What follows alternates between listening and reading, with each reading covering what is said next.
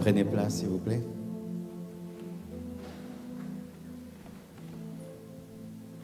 Bonjour à chacun de vous. Et je te prie de saluer ton frère, ta sœur. Amen. Tu ne sais pas qui sera demain. Peut-être sera le futur ministre. Amen.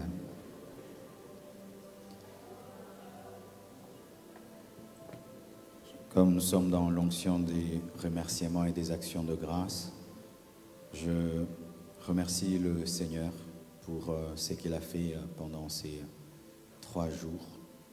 Que vraiment toute la gloire lui revienne. Et je remercie toute l'Église Compassion Genève pour votre hospitalité. J'ai été bien logé, très bien même logé, trop bien même. Bien véhiculé, bien nourri, donc je me sens chez moi. Que Dieu vous bénisse abondamment, que Dieu bénisse le couple Elenga. Et j'aurai à prier pour vous. Que Dieu bénisse tous les serviteurs de l'église de Genève, tous ceux qui ont transporté des chaises, balayé, posé même cette fleur. Que Dieu te bénisse. Amen. Soyez grandement bénis. Je remercie le noyau Compassion International et surtout celui de Suisse qui a tenu bon malgré qu'il y a très longtemps que nous sommes venus en Suisse. Vous êtes restés fidèles, loyaux, persévérants. Que vraiment le Seigneur vous bénisse. Et tous les responsables des noyaux qui ont continué à faire le relais malgré notre absence en Europe. Que Dieu vraiment vous comble de ses grâces. Après cette soirée de gloire, c'est ce culte, nous irons à Paris pour un enseignement le matin pour les hommes de Dieu et puis le soir à l'église MLK qui nous a cédé la salle et nous allons travailler avec Compassion Paris. Alors si tu as le temps, tu voyages avec nous, on continue. Amen. Donc j'annonce à tous ceux qui nous suivent que bientôt nous serons à Paris du 11, le 11, le matin et le soir, nous serons à Paris le 11 à MLK dans la salle et MLK. Nous retournerons ici au mois de mars. Amen. Si Jésus n'est pas revenu, nous serons là pour vous prêcher encore la parole de Dieu. Et je crois que nous allons prendre encore un plus grand endroit. Alors pour ceux qui ne comprennent pas, quand on parle de NCI, quand on parle de compassion, voici comment je travaille. C'est que nous ouvrons des églises appelées compassion, mais lorsque nous travaillons dans NCI, nous travaillons avec tout le corps du Christ. C'est-à-dire que tu peux avoir une église, tu peux servir quelque part, mais tu fais partie de NCI. C'est un ministère pour gagner les âmes, prêcher, et nous les envoyons dans des bonnes églises. Soit tu entres dans la compassion, soit tu vas dans une autre église, parce que nous ne croyons pas que la compassion est la seule église au monde. Amen. Ce qui fait que dans le NCI, il y a des frères des autres églises qui travaillent avec nous. On les laisse servir Dieu. Ils vont dans leurs églises, mais ils participent aussi à nos programmes. Donc, tu peux être dans ton église et être dans le NCI. Amen. Alors, pour ceux qui sont là seulement ce matin, j'ai apporté mes 2 nouveaux livres. Le secret du lieu secret. C'est un livre qui parle de la formation, du brisement et la voie du véritable pardon. Un livre profond. Vraiment, si tu commences ce livre rancunier, tu le finis, tu as pardonné. Je te dis la vérité, hein. Moi-même, je l'ai expérimenté. Alors, aujourd'hui, je vais dédicacer les livres après le culte. Beaucoup de gens ont acheté. Je vais signer dans vos livres après la réunion. Il y a des frères et sœurs qui ont pris des enveloppes hier. Si vous êtes prêts avec vos offrandes, vous allez vous approcher, vous allez les déposer dans ces paniers.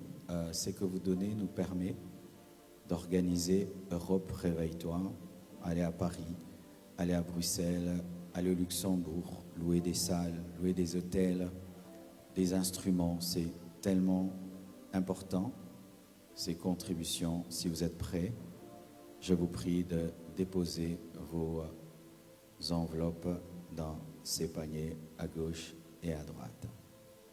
Ils sont là. Que Dieu vous bénisse.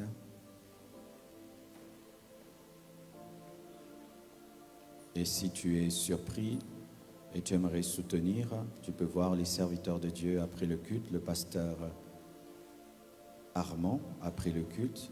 Non, je voulais faire quelque chose, mais je n'étais pas prêt. Comment je peux soutenir cette tournée d'évangélisation? Voyez l'homme de Dieu parler et il va vous dire comment vous pourrez soutenir l'évangélisation. Ne soyez pas timide. Voyez l'homme de Dieu et votre contribution arrivera certainement. Plusieurs nous posent des questions sur l'orphelinat. À Kinshasa, nous avons un orphelinat. Nous sommes allés à Goma, au nord Kivu, là où il y a la guerre dans notre pays. Et on a pris 15 enfants dont les parents étaient décimés par la guerre. Et on les a amenés à Kinshasa et nous prenons soin d'eux à Kinshasa. Aujourd'hui, ils ont commencé à étudier. Et ils ont des points formidables. Amen. 70, 80. Alléluia. Tous étudient. Ils sont très bien logés. Aujourd'hui à Kinshasa, l'orphelinat Compassion, c'est parmi les meilleurs orphelinats. Les enfants mangent 3 fois par jour. Ils dorment dans des très bonnes conditions. Ils habitent une belle maison, comme ta maison. Et tous ceux qui viennent là-bas, pensant qu'ils vont trouver des Kwashokoré, trouvent des enfants en très très bonne santé, de sorte que certains ont peur de visiter l'orphelinat. C'est avec vos contributions et que Dieu bénisse tous ceux qui ont envoyé de l'argent à l'orphelinat Compassion. Et demain, ces enfants seront grands. Pour l'instant, nous n'avons que 18 enfants. Nous avons refusé de prendre des centaines d'enfants et mal les nourrir, n'est pas les vêtir, n'est pas les envoyer à l'école. Mais une fois que nous allons réussir avec ce petit groupe, nous allons nous étendre jusqu'à 50. Et comme nous avons acheté pour eux une maison, nous pourrons construire pour avoir même 100 orphelins. Mais pour l'instant, nous n'avons que 18 orphelins. Quand tu viendras à Kinshasa, passe visiter l'orphelinat, la Compassion, et que Dieu te bénisse pour tes contributions. Et si tu veux soutenir l'orphelinat, je te prie de voir l'homme de Dieu Joseph. Il va se tenir debout. Tu peux le voir. Il va t'aider. Comment tu pourras prendre soin, soit d'un orphelin, soit deux, parce que certains disent, pasteur, moi je vais prendre soin d'un seul. Tu seras comme son parrain et Dieu te bénira. Amen. Pour ceux qui disent, mais il faudrait montrer leurs photos. Nous ne montrons pas les photos des orphelins. Ce ne sont pas des animaux, ce sont des êtres vivants. On n'a pas besoin de les exposer. Si tu as confiance, tu aides. Si tu n'as pas confiance, tu n'aides pas. Mais ce ne sont pas des vaches à exposer. Ce seront des grands hommes demain. Ils ne doivent pas se retrouver sur Internet. Amen. C'est pourquoi on peut vous présenter le bâtiment et tout, mais pas les enfants. Et si on montre les enfants, on ne montre jamais les visages. Amen. Donc, c'est cela. Qu'est-ce qu'il y avait encore à dire? Oh, ok. Hier, quand j'ai prêché que je faisais 10 heures du temps dans ma chambre, toute une journée dans ma chambre, ça c'est moi. Moi, je suis à temps plein. Toi, va étudier et travailler. Parce que certains, ils vont rester dans la chambre, présence. Moi, Dieu m'a appelé Et c'est ça mon appel, passer du temps dans la présence de Dieu, trouver la parole, prêcher.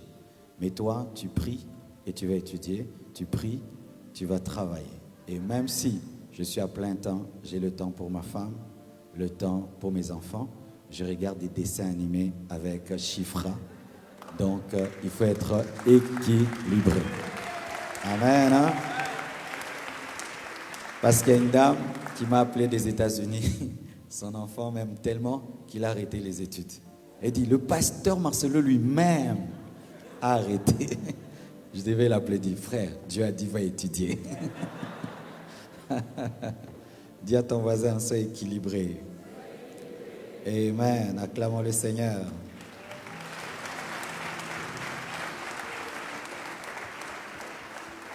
Qui ont été guéris pendant ces soirées de gloire, balance seulement la main. Tu as été guéri, vraiment, tu te sens mieux.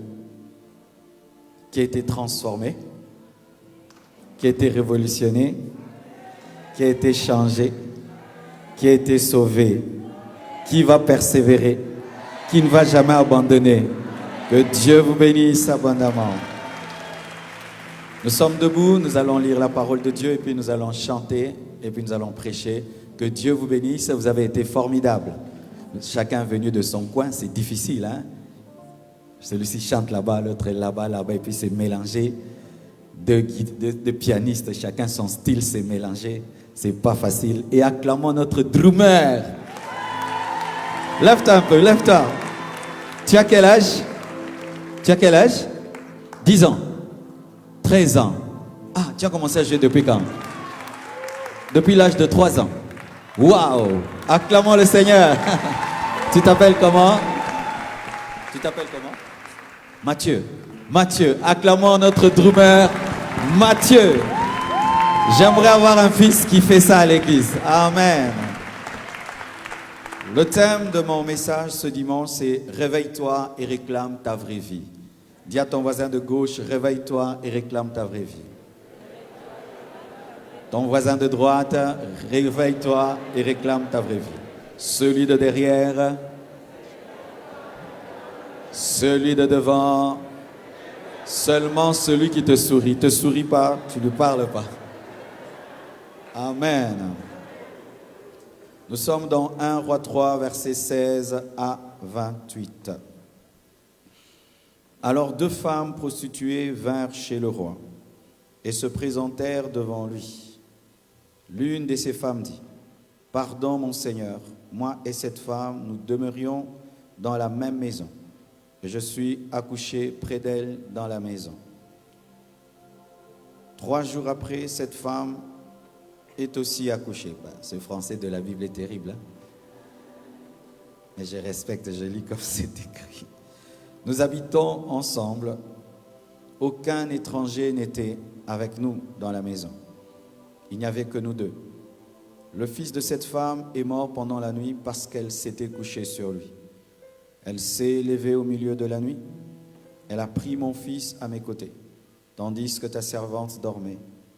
Elle l'a couché dans son sein, et son fils qui était mort, elle a couché dans mon sein. Je me suis levé pour allaiter mon fils, et voici, il était mort. Je l'ai regardé attentivement le matin, et voici, ce n'était pas mon fils que j'avais enfanté. L'autre femme dit au contraire, c'est mon fils qui est vivant, et c'est ton fils qui est mort. Mais la première répliqua, nullement, c'est ton fils qui est mort, et c'est mon fils qui est vivant. C'est ainsi qu'elles parlèrent devant le roi. Le roi dit, l'une dit, c'est mon fils qui est vivant, et c'est ton fils qui est mort. Et l'autre dit, nullement, c'est ton fils qui est mort, et c'est mon fils qui est vivant. Puis il ajouta, apportez-moi une épée. On apporta une épée devant le roi, et le roi dit, coupez en 2 l'enfant qui vit, et donnez-en la moitié à l'une et la moitié à l'autre. Alors la femme dont le fils était vivant sentit ses entrailles s'émouvoir pour son fils. Elle dit au roi, ah mon Seigneur, donne-lui l'enfant qui vit, et ne le faites point mourir. Mais l'autre dit, il ne sera ni à moi, ni à toi, coupez-le. Et le roi, prenant la parole, dit, donnez à la première l'enfant qui vit, et ne le faites point mourir, c'est elle qui est sa mère. Tout Israël apprit le jugement que le roi avait prononcé, et l'on craignit le roi, car on vit que la sagesse de Dieu était en lui pour le diriger dans ses jugements. Prions. Alléluia.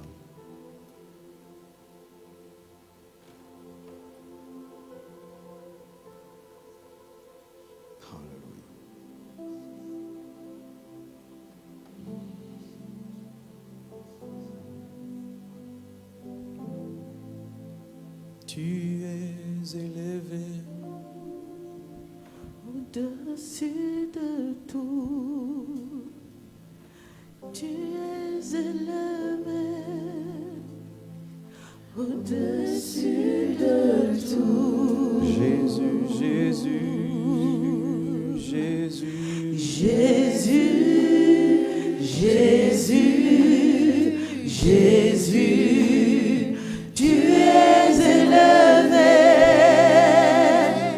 au-dessus de tout.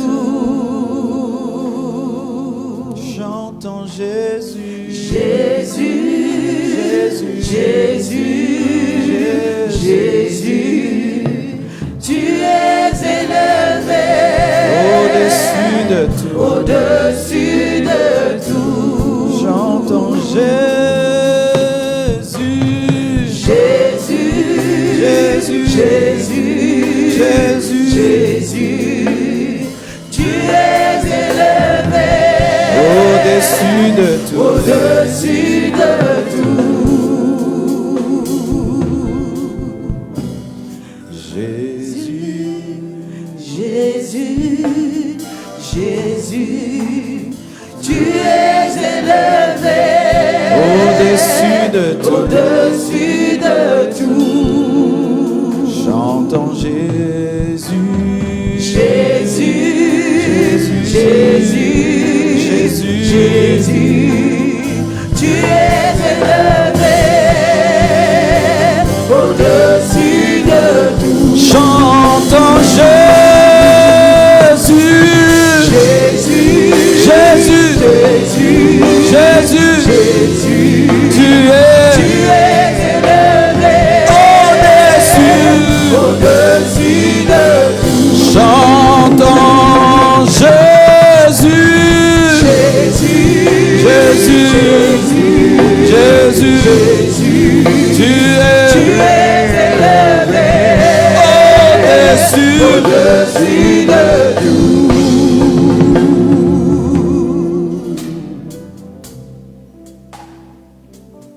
Parle, Seigneur. Kole rimasuki baba baba sha. Alléluia. Je veux rester là, avec le piano seulement, devant ta face. Je veux rester là, plus près de toi. Je veux rester là, Devant ta face. devant ta face. Je veux rester là, plus près de toi.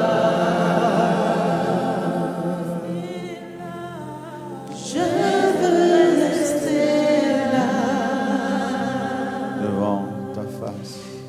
devant ta face.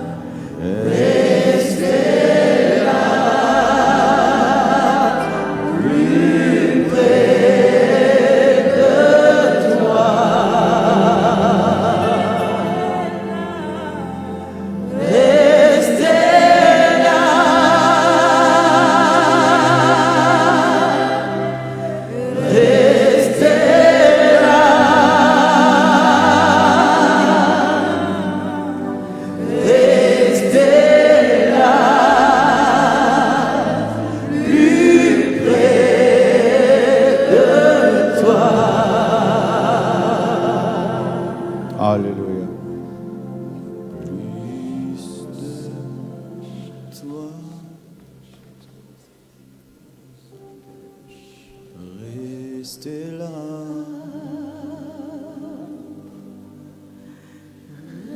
Rester là, plus près de toi.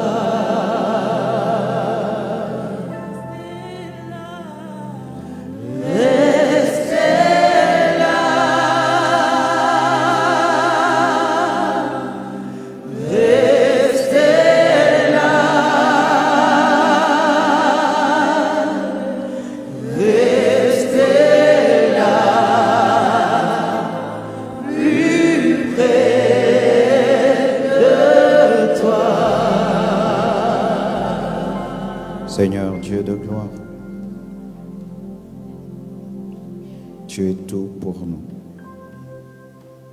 La vie sans toi n'a aucune saveur. La vie sans toi n'est que vanité, monotonie. La vie sans toi n'est pas la vie. La vie sans toi est la mort. La vie sans toi n'est rien, car tu es la vie. Tu es la vie.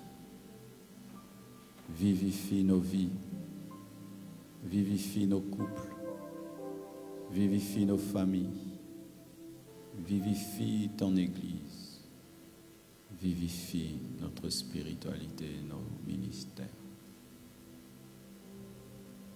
Saint-Esprit, Saint-Esprit,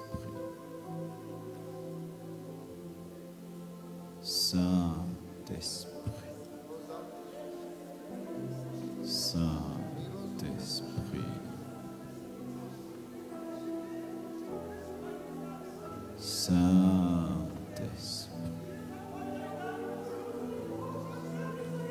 Saint-Esprit.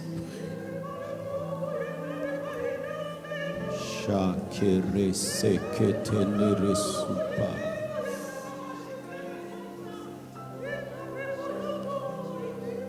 La présence de Dieu est au milieu de nous. Et il y a des gens qui ont un rendez-vous avec Dieu avant la prédication. Il y a des gens qui ont un rendez-vous avec Dieu avant l'enseignement.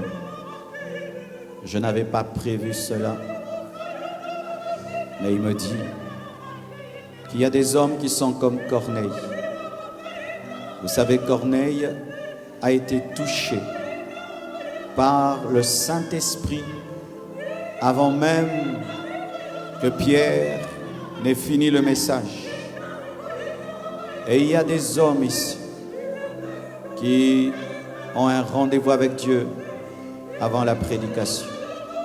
Saint-Esprit, touche-les, touche-les, touche-les, touche-les, touche-les, touche-les, touche-les, touche-les, touche-les, touche-les, touche-les, touche-les, touche-les, touche-les, touche-les en termes de guérison, touche-les en termes de joie, touche-les en termes de repentance, touche-les en termes de délivrance, touche-les en termes de consolation, touche-les en termes d'onction, touche-les, touche-les, que Dieu t'enlève ce fardeau qui te dérange, que Dieu t'enlève ce fardeau qui pèse sur ton cœur, que Dieu t'enlève ce poids qui pèse sur ton âme, que Dieu t'enlève ce poids qui te dérange. Décharge-toi sur lui. Que resente les bras. Inda le bras sente le bras yacha le bras sente le bail. Ainsi parle le Seigneur. Je ne t'ai jamais abandonné. Je ne t'ai jamais délaissé. Mais c'est toi qui es allé loin de moi. C'est toi qui t'es retiré. C'est toi qui m'as mis en arrière. C'est pourquoi ta vie est vide. C'est pourquoi tu as perdu la joie. Tu as perdu la paix. Tu as perdu la force. Tu as perdu tout ce que tu avais. Car tu t'es retiré de moi. Ne t'avais-je pas dit que je suis le cep et que tu es le serment et que sans moi tu ne peux rien? Y a-t-il des branches qui portent des fruits sans la tige? Y a-t-il des branches qui portent des fruits sans la tige? Mais tu as cru que tu pouvais porter des fleurs, porter des feuilles, porter des fruits sans moi. Rentre, reviens à moi, alors qu'il est encore temps. Reviens à moi, alors qu'il est encore temps, dit le Seigneur.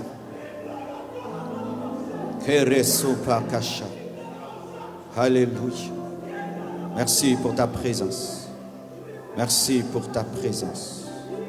Merci pour ta présence.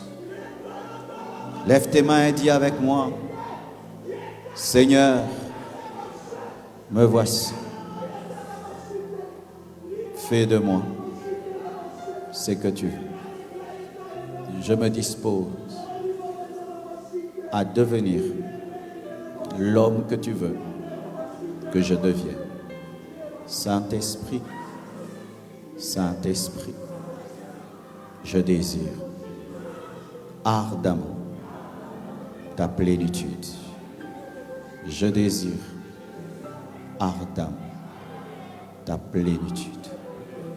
Remplis-moi encore, encore, encore, encore.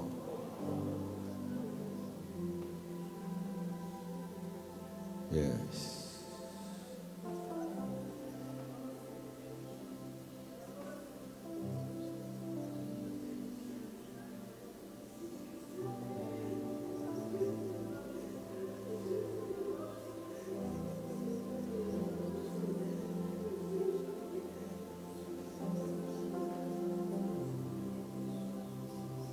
Amen.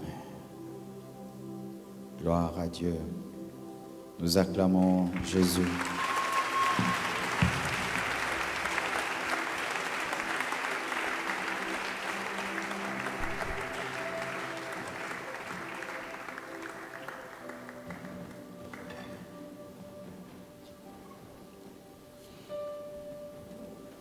Réveille-toi et réclame ta vraie vie.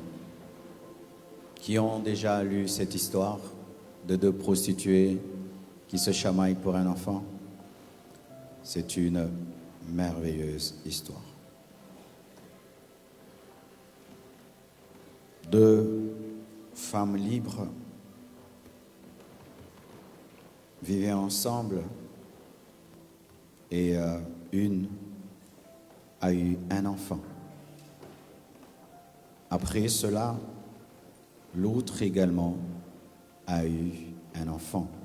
La Bible précise 3 jours après.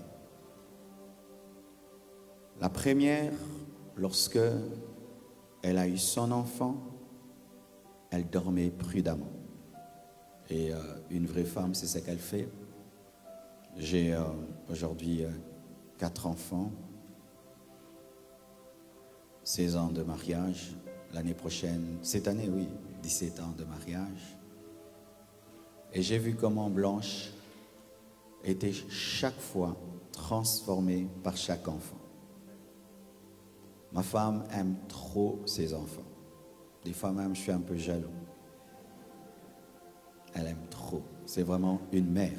Blanche, c'est une mère.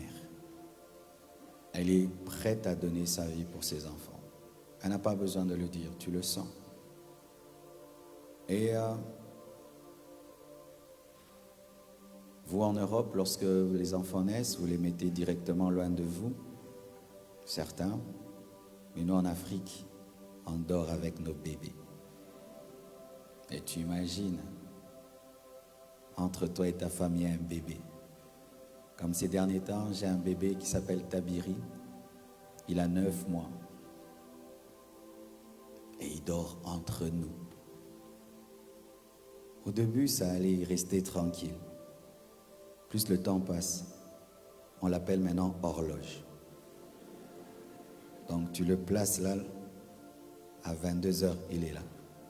23h. Et il tourne tout le lit. Après, il te fait même manger ses pieds. Et Tabiri, c'est un enfant exceptionnel. Il aime son père plus que sa mère. Et alors, il vient toujours de mon côté. Et tu t'imagines quand l'enfant vient vers ton côté. Donc je dors que sur 50 cm de largeur. Parce que le petit est là. Il suffit seulement que je me retourne mal et je dors sur lui. Mais tous les autres dormaient du côté de maman Blanche. Elle était tout le temps coincée là. Et moi, j'étais à l'aise. Quand le petit loup dernier m'a choisi, j'ai compris sa souffrance. Donc, si tu penses que moi, j'ai un gros lit, je n'ai pas un grand lit. Mon lit, c'est 2 mètres sur 50. Tout le reste, c'est pour t'habiller. Alors, la première femme dormait prudemment. Elle aimait son enfant. Et vous savez, quand une mère est une vraie mère, même dans son subconscient, elle est mère. C'est-à-dire que même quand elle dort, au fond d'elle, elle sait qu'elle a un bébé. Alors la première était une vraie mère. Quelque chose me vient, mais je dois le dire. C'était une prostituée, mais c'était une vraie mère. Bizarrement, comment Dieu peut reconnaître cette qualité à une prostituée? Parce que Dieu ne voit pas que le mal en nous. Dieu ne voit pas que le mal en nous. Dieu ne te regarde pas et dit tu es une pomme totalement pourrie. Il te dit tu as ça de bon, mais je n'aime pas ça. Et cette femme, malgré qu'elle était prostituée, c'était une bonne mère.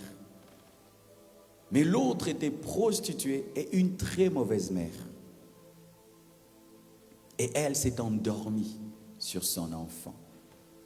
Et dans la nuit, elle a échangé les bébés. Elle a pris son enfant qui était mort. Elle a placé dans le sein de l'autre un enfant de 3 jours. Et les bébés se ressemblent beaucoup. Elle a pris l'enfant de l'autre qui était protégé, gardé par la discipline de l'autre, par le sacrifice de l'autre. Elle a pris pour elle. Lorsque la première femme, c'est-à-dire celle qui avait accouché 3 jours avant, se réveille et qu'elle veut allaiter son enfant, elle se rend compte que son enfant est mort. Et la Bible nous dit qu'elle le regarda attentivement. C'est-à-dire que cette femme, en 3 jours, était tellement proche de son enfant qu'elle pouvait reconnaître ses boutons, ses détails, ses détails. Elle regarde et dit non, le nez de mon enfant était pointu, celui-ci était épaté. Mon enfant avait 3 petits cheveux là, celui-ci est chauve. Elle avait les détails. Pourquoi? Parce qu'elle aimait son enfant. Elle n'allaitait pas que son enfant, elle allaitait son enfant en l'aimant. Et puis elle a dit, ce n'est pas le mien. Dans la maison, elle a réclamé l'enfant. Mais je crois, ça c'est moi, que la deuxième prostituée était plus forte. Elle ne pouvait arracher son enfant de ses mains. Vous savez, il y a des gens qui savent se quereller. Il y a des gens qui sont nés physiquement forts. Elle était faible, mais c'était son enfant. Elle décide d'aller auprès du roi Salomon. Elle dit, c'est mon enfant. La deuxième dit aussi, c'est le mien. En ce temps-là, ils n'avaient pas la capacité de faire le test d'ADN pour déterminer la vraie mère. Et alors, Salomon fait le test de l'amour. Les 2 femmes ne savaient pas que c'était le test de l'amour. Et elle dit, et il dit, coupez-le en 2. Pourquoi? Mais chacun de vous réclame l'enfant. Eh bien, l'enfant est à vous 2. Coupez-le et donnez à chaque femme une partie. C'est la logique. Comme 2 femmes réclament un enfant, donc il est à vous 2. Coupez 50%, 50%. La vraie mère dit, non, ne le tuez pas. Je préfère le voir vivant dans les mains d'une autre femme. Au moins il vivra. Même s'il ne sera plus à moi, mais il pourra vivre et devenir un grand homme. Mais la fausse mère qui n'a jamais aimé cet enfant, qui l'a pris seulement par jalousie, a dit, oui Salomon, tu as raison, tu es très sage, coupez-le en 2. elle est tombée dans le piège. Salomon avait cette révélation que l'amour ne détruit jamais. Salomon avait cette révélation que l'amour laisse toujours vivre. Salomon avait cette révélation qu'une vraie mère ne peut jamais dire qu'on tue son enfant. Et il dit, donnez à la première, c'est elle la vraie mère. Et la Bible dit que tout Israël fut frappé par la sagesse de Salomon. Quelle histoire et quel enseignement. Qu'est-ce que Dieu veut nous enseigner au travers de cette histoire? Premièrement, que nous sommes tous comme ces deux prostituées. Vous savez, Jésus-Christ est mort entre deux brigands. Aucun des deux n'était parfait, mais il y avait un qui avait cru. L'Église est comme une prostituée. Pourquoi? Parce que avant Christ, nous avons eu une mauvaise vie. Aucun de nous ici n'est né parfait. Ma vie avant Jésus-Christ était très sale. C'est vrai que j'ai donné ma vie à Jésus à l'âge de 15 ans. Mais si je te raconte les choses que j'ai eu à faire avant de donner ma vie à Jésus, eh bien, c'est des choses très sales. Il y a une partie de ma vie que même mes parents ne connaissent pas et qui ne connaîtront jamais pour qu'ils vivent longtemps. Ah oui, mes frères. Et vous savez pourquoi moi, Jésus-Christ m'est apparu à l'âge de 15 ans? Ce n'est pas parce que j'étais très spirituel, c'est parce que j'étais très incrédule. Je ne supportais pas les pasteurs. Au moins toi, tu es païen, mais tu permets à un homme de Dieu de te prêcher. Moi, Marcelo, je ne pouvais jamais venir dans un lieu comme celui-ci. C'est pourquoi il fallait qu'il me cherche dans ma salle de bain. Chacun de nous a été quelqu'un de sale, d'impur. Certains même n'ont jamais rien fait, mais au niveau de ta pensée, tu es sale. Alors aucun de nous n'est parfait. Alléluia. Ça révèle ceci, que Salomon peut traiter les problèmes des prostituées. C'est dire quoi? Jésus est venu pour les pécheurs. Jésus est venu pour les pécheurs. Jésus est venu pour toi.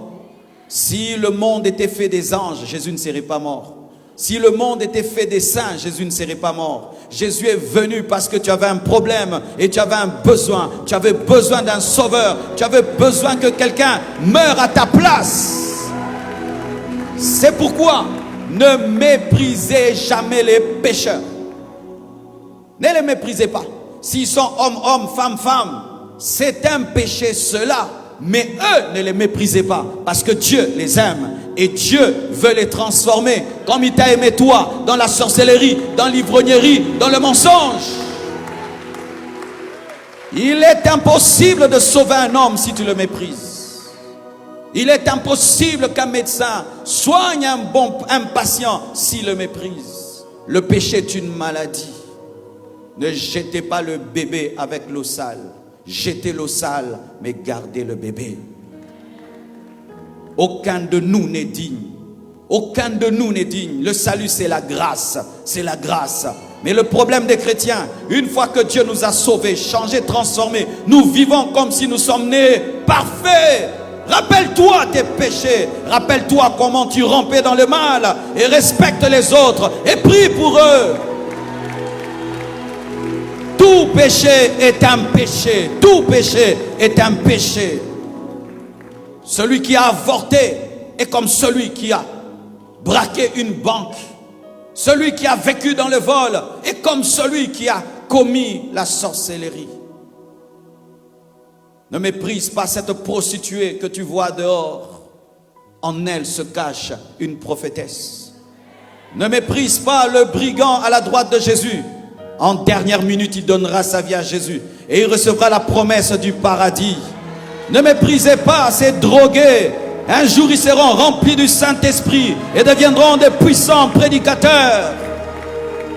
Qui aurait cru que moi, je serais prédicateur? J'étais le plus mauvais des enfants de mon père. Je suis celui qui a amené la musique mondaine, qui a amené l'impudicité, qui portait des pantalons jusqu'ici et qui marchait comme ça et qui s'appelait Marcelo Vinci Enrico Mandeli MC DJ Cool.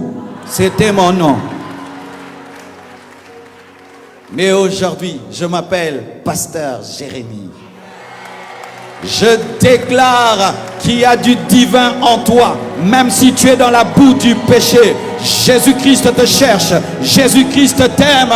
Dieu n'est pas venu sur la terre pour les saints. Il est venu pour les pécheurs. Mais ne demeure pas dans le péché. Répands-toi, répands-toi, répands-toi. On reconnaît la valeur et la puissance d'un savon par rapport à la saleté. On reconnaît la puissance de la lumière dans les ténèbres. Et Jésus n'est pas venu comme la lumière dans la lumière. Il est venu comme la lumière dans les ténèbres. C'est pourquoi vous qui êtes lumière, allez briller là où il est dans les ténèbres. Allez prêcher là où il y a les ténèbres. Allez annoncer la parole là où il y a les ténèbres.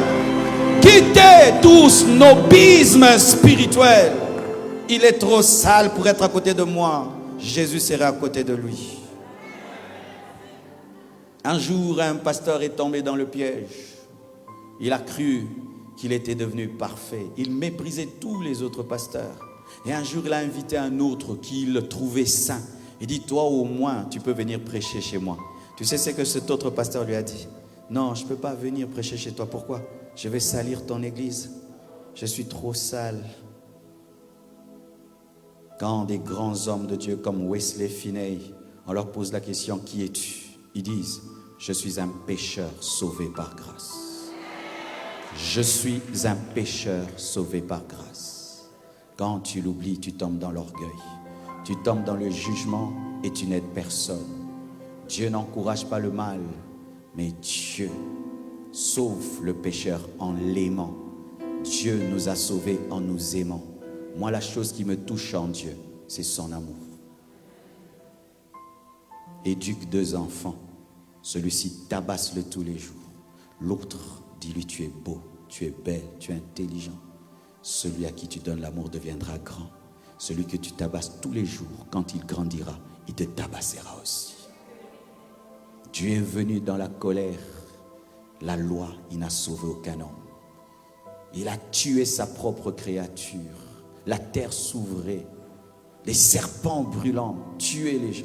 Il n'a pu sauver aucun homme.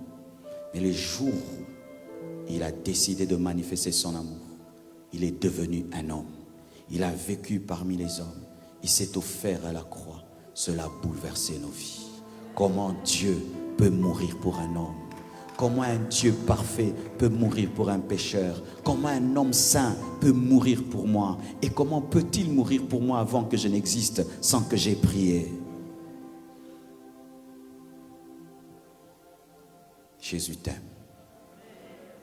Jésus t'aime. Même si ton mari ne t'a pas dit, Jésus t'aime. Même si tes enfants ne te le disent pas, Jésus t'aime. Même si tes amis ne te le disent jamais, Jésus t'aime. Tu es précieux. Tu es extraordinaire. Tu as été créé à l'image de Dieu, à sa ressemblance. Il n'y a pas 2 hommes sur la terre comme toi. Tu es unique.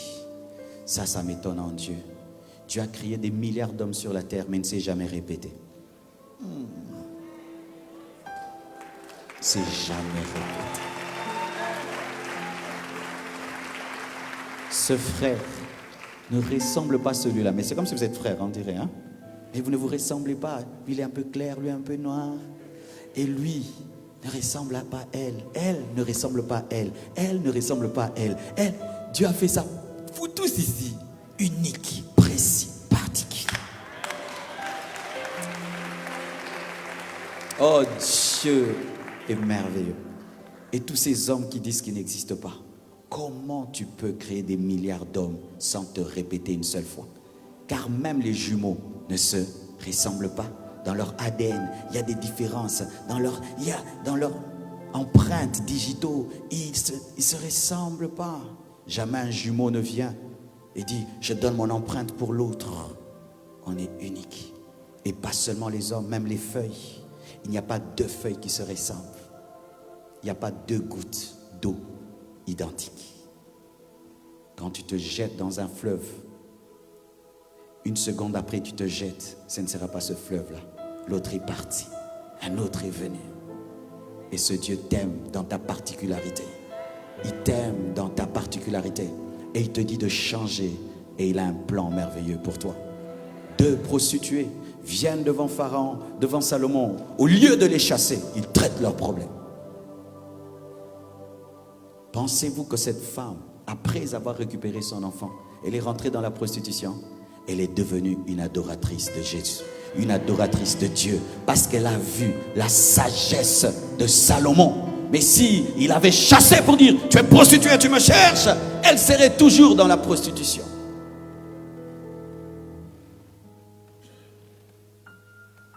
Cette histoire nous enseigne ceci encore, qu'il faut éviter toute confiance mal placée. Vous comprenez aujourd'hui que j'entre dans l'équilibre. Amen. Elle dormait à côté d'une autre prostituée. Et elle pensait que comme elles avaient le même métier, elles avaient le même cœur. Alors que l'autre était méchante, l'autre était jalouse. Certains au milieu de vous, vous avez des problèmes parce que vous êtes endormis dans le domaine de la confiance. Vous avez confiance facilement. Souvent, ceux qui ont beaucoup d'amour pensent que les autres ont le même cœur, alors qu'on ne prête pas le bon Dieu aux autres sans confession. C'est-à-dire que si lui, je ne peux pas lui faire ça, donc il ne me le fera pas. Qui t'a dit? Son problème, c'est qu'elle n'avait pas de discernement. Et certains au milieu de vous, vos vies sont en train d'être détruites parce que vous donnez votre confiance facilement. Sachez ceci, qu'il y a une différence entre aimer et avoir confiance. J'aime tout le monde, mais dans le domaine de la confiance, tu dois payer le prix pour avoir ma confiance. Lorsque je suis venu, j'ai vu un jeune garçon, directement qu'on a mis à ma sécurité. Je suis pasteur, je suis chrétien, j'ai des anges. Mais j'ai dit, Vincent, qui est ce frère? Pourquoi? Parce qu'il touche à mes habits. Pourquoi? Il touche à mon nom. Je ne le connais pas. Oh, c'est tel, c'est l'attaché, le protocole du pasteur Joseph. Ah, ok. Comme il est proche de Joseph, ok. Mais j'ai dit, donnez-moi le temps de l'observer et que mon cœur me témoigne qui il est. Ensuite, il entrera. Mais je l'aime. Mais pour la confiance, il doit mériter cette confiance. Beaucoup de chrétiens, ne faisant pas cette différence, vos vies sont détruites. Tu prends ton argent, tu donnes à quelqu'un. Tu dis, je t'aime, gère mes millions. Non, je t'aime, je vais te donner d'abord $10, et puis $100, et puis 1000. Et un jour, je vais te donner 1 million parce que je sais que si tu es fidèle en peu de choses, tu seras fidèle dans des plus grandes choses. Elle dort avec son bébé. Comme elle est à côté de l'autre, elle dit, c'est sûr qu'elle m'aime beaucoup. Nous avons le même travail, mais vous n'avez pas le même cœur. Je ne te dis pas non plus de tomber dans la suspicion, parce que ça aussi c'est un péché. Mais tu dois atteindre un niveau d'équilibre où tu aimes tout homme, mais ta confiance, tu discernes avant de la donner. Ce passage nous enseigne encore ceci, qu'il faut éviter les mauvaises fréquentations. Son bébé lui a été volé. Pourquoi? Parce qu'elle avait une mauvaise amie. Qui est ton ami? Qui est ton ami? Tu fréquentes quel genre de personne? Bizarrement, aujourd'hui, je vois certains se disent chrétiens, mais ne fréquentent pas les chrétiens. Ils ne fréquentent pas les chrétiens. Ils ont honte de fréquenter des chrétiens. Ils sont très à l'aise avec des gens qui jurent, des gens qui insultent, des gens qui vivent dans l'impudicité, qui s'enivrent, qui fument. Qui est ton ami? Qui marche avec toi? Qui t'influence? Qui parle à ton cœur? Les choses que tu es en train de faire ces derniers temps, qui t'a dit de les faire? Si tu as un ami qui te sépare de Dieu, ce n'est pas un ami. Si tu as un ami qui te sépare de ta femme, ce n'est pas un ami. Si tu as un ami qui te sépare de tes parents, ce n'est pas un ami. Si tu as un ami qui te sépare de ta famille, ce n'est pas un ami. Si un ami qui te sépare de l'œuvre de Dieu, ce n'est pas un ami. Si tu as un ami qui refuse de te dire la vérité, ce n'est pas un ami. Si tu as un ami qui est jaloux de toi, ce n'est pas un ami. Si tu as un ami qui vit dans la rivalité, ce n'est pas un ami. Si tu as un ami qui a une mauvaise influence sur toi, il n'a pas été envoyé par Dieu. Un vrai ami réveille le roi qui dort en toi. Réveille la reine qui dort en toi. Un vrai ami te pousse vers le haut. Un vrai ami fait de ton succès son succès, de ta tristesse sa tristesse, de ta joie sa joie. Il se réjouit avec toi et il aimerait que tu sois plus grand que lui. Dis à ton voisin, que Dieu te bénisse plus que moi. Si c'est vrai, est-ce que c'est vrai? Est-ce que c'est vrai? Dis à ton voisin, que Dieu te bénisse plus que moi. Un vrai ami l'a dit de tout son cœur, mais un faux ami a dit, jamais que Dieu t'élève plus que moi, que Dieu t'utilise plus que moi. C'est mon désir ardent. Alléluia. Elle avait une mauvaise fréquentation et nous avons des mauvais amis lorsque nous dormons. Les chrétiens ont des mauvais amis lorsqu'ils perdent leur niveau spirituel. J'ai remarqué, lorsque tu es proche de Dieu, Dieu te dira pas lui, pas lui, pas lui et pas lui. Mais quand tu quittes la présence de Dieu, tu perds ton réveil. C'est toi qui commences à choisir les amis. Et souvent, nous choisissons les amis qui ne nous challengent pas. Les amis qui tolèrent nos bêtises, qui tolèrent nos faiblesses, qui nous acclament dans le mal et qui ne nous poussent pas vers Dieu. Tous les choix que tu fais au bas de la montagne, tu les regretteras au sommet de la montagne. C'est pourquoi j'aimerais dire à ceux qui veulent se marier, celui que tu veux épouser, est-ce que c'est Dieu qui l'a placé à côté de toi? Il va tuer ton enfant, il va tuer ton bébé, il va tuer ton appel, il va tuer ta vocation, il va détruire ta destinée. N'épousez jamais des païens, n'épousez jamais des chrétiens charnels, épousez des vrais enfants de Dieu. Pourquoi? Tu voudras prier, il va te dire tu pries beaucoup. Tu voudras lire la Bible, tu lis trop la Bible. Tu vas à l'église, tu vas trop à l'église. Tu donnes l'argent, tu enrichis le pasteur. Mais quand tu donnes l'argent dans les boîtes de nuit, il n'y a pas de problème. Quand tu es tout le temps dans les boîtes de nuit, il n'y a pas de problème. Mais quand tu regardes la télé pendant 5 heures, il n'y a pas de problème. Mais si tu pries 2 heures du temps, tu pries beaucoup. Pourquoi? Ça dérange les démons qui sont en lui. C'est pourquoi si tu es fiancé à un païen, aujourd'hui dis-lui c'est fini. En douceur, mais dis c'est fini. La Bible dit qu'il n'y a pas de relation entre la lumière et les ténèbres. Les chrétiens épousent les païens lorsqu'ils perdent leur réveil. Donnez-moi la main, hein?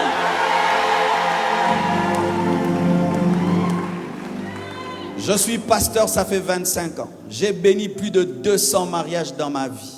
Et je sais ce que je dis, mes frères. J'ai vu des frères m'amener des filles qui sont des païennes. Tu dis, frère, fais attention. Non, elle est changée, elle est convertie. Et ils s'arrangent même à convertir les païens, à les faire baptiser. Tu pleureras. Non, papa, je l'aime. L'amour ne suffit pas pour vivre avec un homme, avec une femme. Il faut la spiritualité.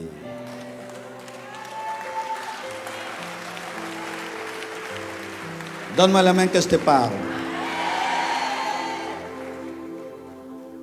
Quand tu trouves un homme beau, c'est bien, il est beau, costaud, 6 packs, 4 packs.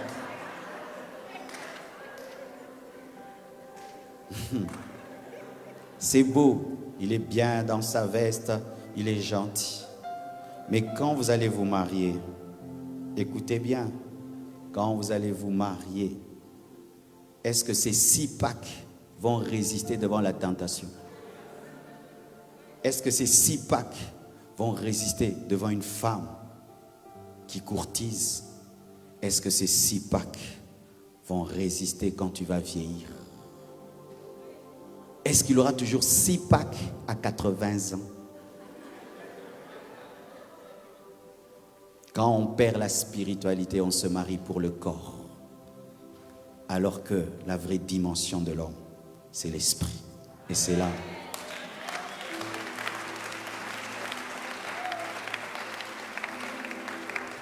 Satan peut détruire ta vie en plaçant seulement une mauvaise femme dans ta vie, un mauvais mari dans ta vie. Il sait seulement que ça, c'est suffisant pour détruire le reste. Cette femme dormait avec une personne qu'il ne fallait pas. Alors si vous êtes proche du mariage, réfléchissez bien. Cette belle femme que tu dis canon, est-ce qu'elle est canon spirituellement aussi? Parce qu'une femme qui est canon, si elle n'a pas de spiritualité, tu ne verras même plus sa beauté. C'est le caractère qui embellit.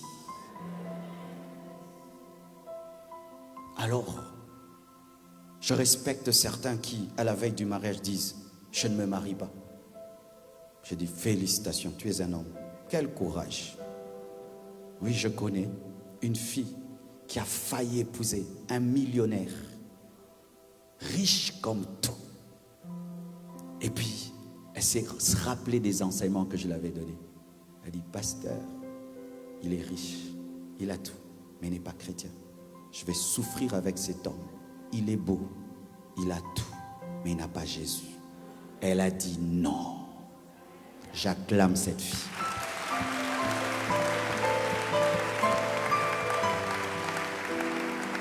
Vaut mieux rester seul avec Jésus que d'amener quelqu'un dans ta vie qui t'arrache Jésus. C'est pourquoi je ne condamne plus les célibataires. Célibataire, je vais parler comme en lingala. Reste à toi célibataire jusqu'à ce que tu vas trouver un homme spirituel, une femme spirituelle, une bonne femme. Même si ce sera 40 ans, même si ce sera 50 ans, reste seul. Donne-moi la main. Aujourd'hui, dans les églises, on pousse trop les gens au mariage. Moi, j'ai arrêté. J'ai arrêté de trop pousser les gens au mariage. Les gens souffrent.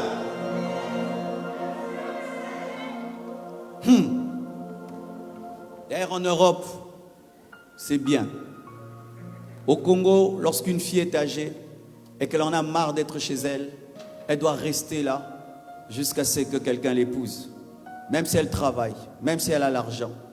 Au Congo, tu ne peux pas prendre ton appartement quand tu es une fille. On va dire que tu es dévergondé. Vraiment. Mais un garçon, lui, peut quitter ses parents sans le mariage. Alors que ce sont les garçons qui changent leur maison en abattoir. Mais quand la même fille vient ici en Europe, les parents qui disaient non, tu ne peux pas avoir ta maison, disent, nous bénissons Dieu. Notre fille est allée à Genève, elle a trouvé son appart. Elle est mariée? Non, Dieu l'a bénie, elle a trouvé son appart. Donc si elle trouve l'appart à Kinshasa, c'est le péché. À Genève, c'est la bénédiction. Ça, c'est un péché qui déménage.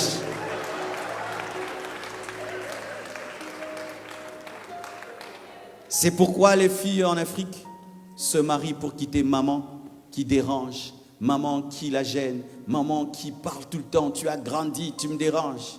Mais vous ici, vous avez la grâce. En attendant qu'on t'épouse, tu peux être chez toi. Et moi, je crois qu'une femme peut être chez elle, elle craint Dieu. Pensez-vous que les filles qui habitent chez papa craignent Dieu? Habiter chez papa ne donne pas la crainte de Dieu. Ça donne comme si, mais plusieurs ouvrent la fenêtre et sortent à 2 heures du matin. Chers parents, écoutez-moi. Dieu vous a donné le pouvoir aussi de vous opposer. Aujourd'hui en Europe, vous ne vous opposez plus au mariage des enfants. Moi, si ma fille fait un mauvais choix, je vais m'opposer. Et si elle va insister, elle saura qu'elle est partie sans l'avis de son père. Parce que j'ai la sagesse plus qu'elle, et des fois même, je la connais mieux qu'elle. Mais ce n'est pas que je vais l'imposer un choix. Mais si je trouve qu'elle va épouser un homme qui va la maltraiter, la tabasser, l'insulter, je dirai non. Comment ta fille, elle est fiancée, mais elle rentre en pleurant après avoir été avec son fiancé? Elle rentre triste. Et puis tu vas permettre à ta fille de se marier. Lorsqu'on est éveillé, on protège ses enfants. Lorsqu'on est éveillé, on dit à son garçon, ce n'est pas un bon ami. Lorsqu'on est éveillé, on dit à sa fille, ne fréquente pas tel ami. Depuis que tu la fréquentes, tu as changé d'accoutrement et je ne veux pas cet ami à côté de toi. Car Dieu nous demandera des comptes pour tous les enfants qu'il nous a donnés. Européens, des fois vous tombez dans le piège d'enfanter les enfants et de les laisser grandir. Ce n'est pas la parole. C'est une responsabilité. J'ai 48 ans. Mon père et ma mère ont passé leurs vacances chez moi à la maison 1 semaine. Et ils veillent sur moi, mais pas pour tout. Mais ils me donnent des conseils. Ils m'accompagnent, ils m'encouragent. Ils étaient là la veillée du 31 décembre. Malgré leur âge, ils étaient là pour soutenir leur enfant. Arrêtez de vous débarrasser de vos enfants. Tu as grandi, tu t'en vas. Mais c'est toi qui m'as amené sur terre. Oui, mais va-t'en. J'aimerais faire ma vie. Tu m'as dans ta vie. C'est toi qui m'as cherché. Et quand vous parlez de vos enfants, ben lui, il est devenu ça. Dieu va te demander des comptes.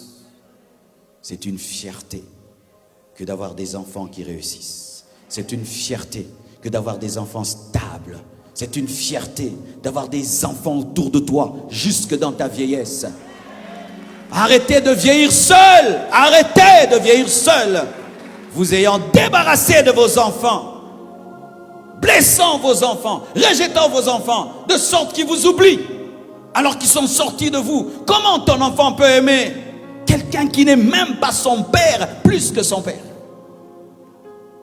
Si les autres ont le temps pour vos enfants, pourquoi vous ne leur donnez pas du temps? Tu fais une année, tu ne téléphones pas tes enfants. Une année, tu ne visites pas tes enfants. Oui, les parents visitent aussi leurs enfants. C'est l'Europe. L'Europe n'est pas la Bible. Il y a tellement de bonnes choses en Europe. C'est propre, c'est organisé. La technologie, tellement de choses. Mais vous êtes en train de détruire vos familles. Trop d'individualisme. Ma vie, ma vie, ma vie. On ne bâtit pas la vie en étant égoïste. On bâtit la vie en offrant de l'amour. Et vous savez quand est-ce qu'on reçoit la récompense de son style de vie? C'est dans la vieillesse. Quand tu es individualiste, tu le paieras dans ta vieillesse. Tu vieilliras seul. Mais quand tu as vécu dans l'amour, tu vieilliras entouré. J'aime quand je regarde un pépé avec ses enfants qui ont des enfants autour de sa table. Waouh, j'envie toujours mon père. Chaque fin d'année, nous avons une fête de famille et nous venons avec nos enfants et nos femmes. Et il est là. Je le sens bien. Il se sent comme un patriarche. Et là, c'est lui qui fait la prière, pas moi le pasteur. C'est lui qui prie. Et là, il sort sa voix de pasteur. Père éternel, je bénis mes enfants et mes petits-enfants. Que cette année soit glorieuse pour eux. Et puis j'ouvre un peu là, je dis, waouh, moi aussi. Vous n'avez pas de tels rêves? Tu as le rêve de quoi? D'avoir une voiture, une maison, un compte en banque, c'est tout. C'est tout. La vraie richesse, ce sont les hommes. Il y a des hommes stériles qui prient pour avoir des enfants. Il y a des couples stériles qui prient pour avoir des enfants. Combien de stériles nous appellent? Orphelinat, donnez-moi des enfants, donnez-moi, donnez-moi. Mais toi, tu as des enfants. En plus des très belles filles, des très beaux garçons. Mais tu vis comme si tu es stérile. Tu vis comme si tu es stérile. Même la poule veille sur ses enfants. Même le lapin veille sur ses enfants. Même le chien veille sur ses enfants. Comment nous pouvons atteindre ce niveau d'être sans cœur pour notre propre progéniture? C'est lorsqu'on perd le réveil. Le réveil ramène la famille au centre. Lorsqu'on se réveille, on est prêt à se battre pour ses enfants. Regardez cette femme, elle était prête à se battre pour son enfant. Chaque fois que je grandis en esprit, j'aime ma femme et mes enfants. Plus on devient spirituel, on aime sa femme et on aime ses enfants. Un jour, je priais tellement, le Saint-Esprit m'a dit, arrête-toi, va vers ta femme, elle a besoin de toi. J'ai dit, oh, il m'a dit oui. Tu ne m'as pas épousé physiquement, tu as épousé ta femme physiquement. Mon mariage avec toi est spirituel, avec ta femme il est physique. Va vers ta femme. C'est ce jour-là que j'ai compris que lorsque Dieu est au centre d'un couple, ce couple fonctionnera parfaitement. Parce qu'il sera votre parrain. Le parrain du mariage, c'est Dieu. La marraine, c'est Dieu.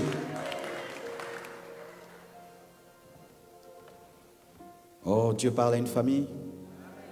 Acclamons le Seigneur.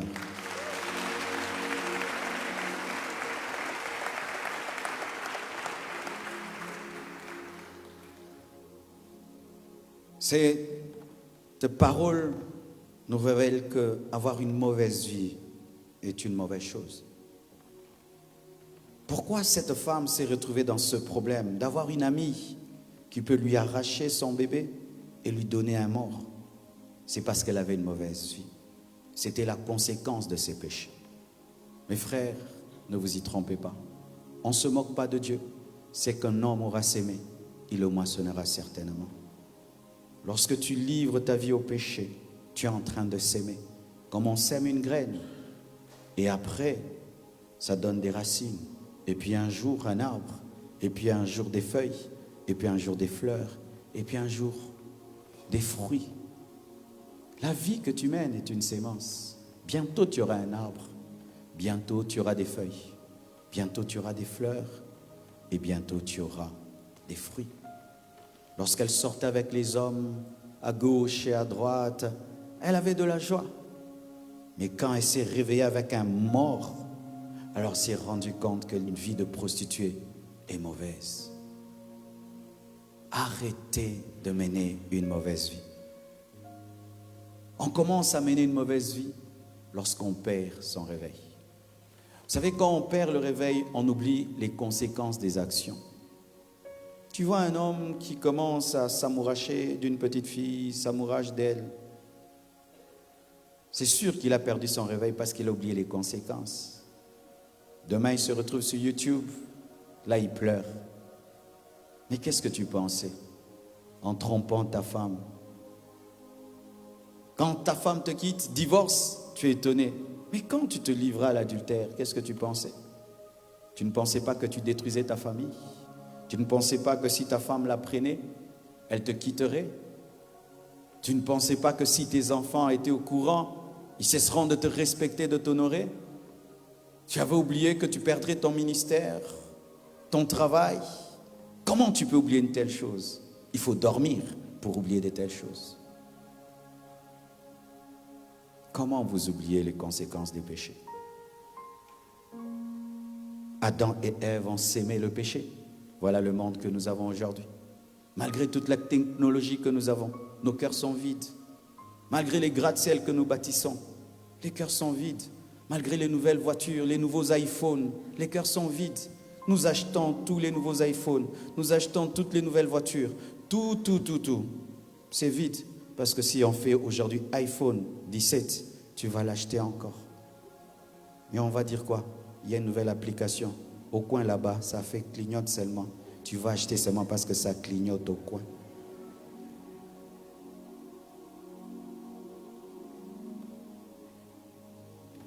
Quand on perd le réveil,